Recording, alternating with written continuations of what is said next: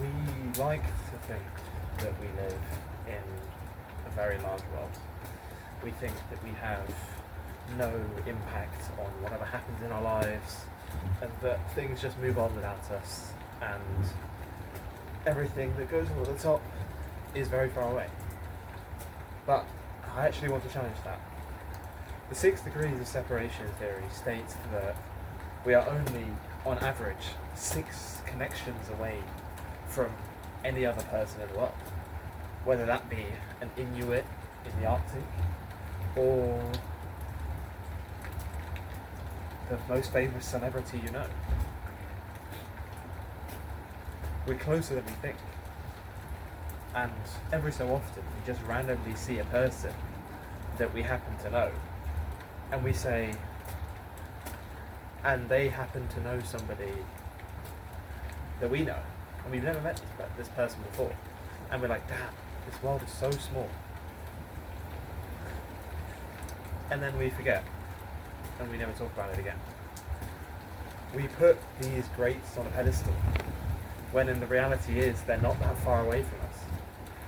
We think they're these amazing people who know everything, but the reality is they just found 1 or 2 things that they've had an advantage at, and they just stuck to it for a long time.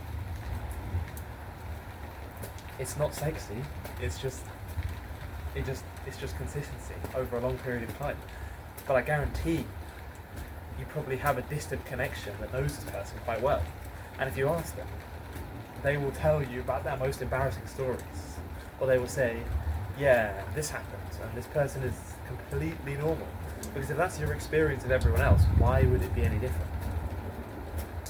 The halo effect is where we see one characteristic of somebody that's amazing, that's brilliant, and then we generalize that to every other characteristic of a person.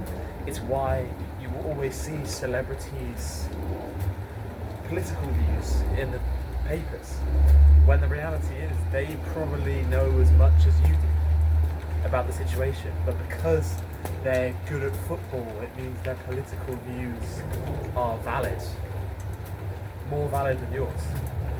And we put these greats on a pedestal, but they're actually just completely human. And they say don't meet your heroes, because when you do, you just realise you have so much in common with them. And to a lot of people that can be frightening and earth-shattering. It throws their shortcomings in the face, and it makes them realise that they could do what this person has done. Maybe not in the same domain, but they have the same capabilities. They just haven't done them. Because it's possible for anyone to do this kind of thing. Montaigne has a quote, "Kings and philosophers shit, so do ladies." Everyone has to go to the toilet. It sounds silly, but when you think about your most idolised person sitting on the toilet, it's quite the sight. And I don't mean that in a weird way. I mean, humans need role models. It's what inspires us. I'm not saying don't admire people. But what are you willing to sacrifice to be someone you admire?